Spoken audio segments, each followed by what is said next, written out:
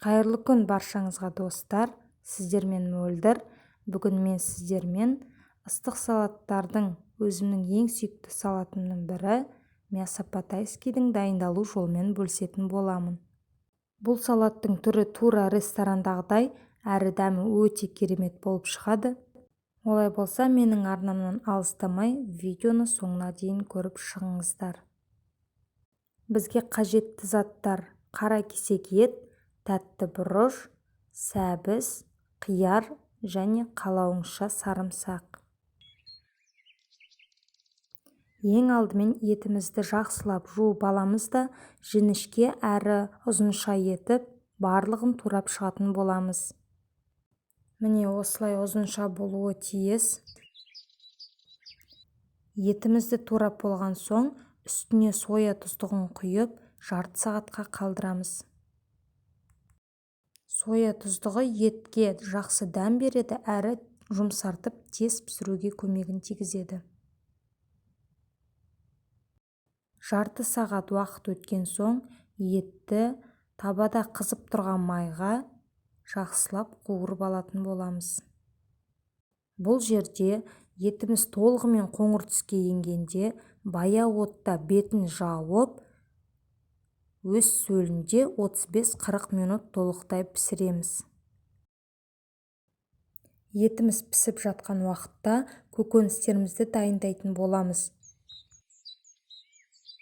Ең алдымен сәбізді үккіштің көмегімен осындай ұзынша етіп өткізіп алатын боламыз. Мінекей біздің сәбізіміз дайын. Содан соң болгар бұрышын да жіңішке әрі ұзынша етіп тураймыз. Болгар бұрышын неғұрлым әртүрлі түсте алсаңыз, салатыңызға жақсы рең беріп тұратын болады.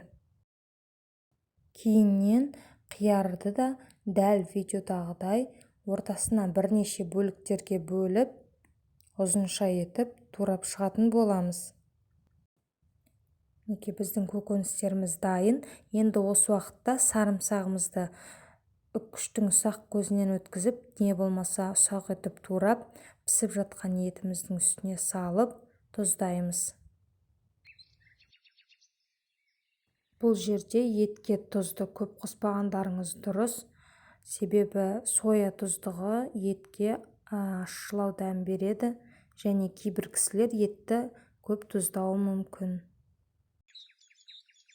Және етіміз пісіп қалған уақытта сәбізімізді салып, бетін жауып 4-5 минут жұмсарғанша бұқтырып алатын боламыз. Мінекей біздің енді етіміз толығымен пісті. Енді қалған болгар бұрышы мен қиярымызды салып, тек 2-3 минут қана бұқтырып алатын боламыз.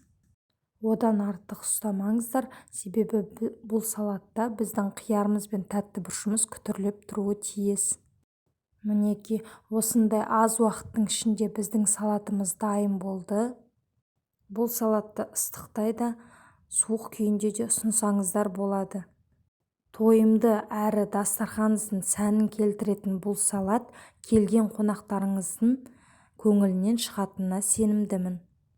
Сіздерге менің видеом ұнады деген сенімдемін. Ұнаса лайк басып пікір қалдырыңыздар және менің каналыма жазылуды ұмытпаңыздар. Астарыңыз дәмді болсын. Сіздермен бірге болған Мөлдір.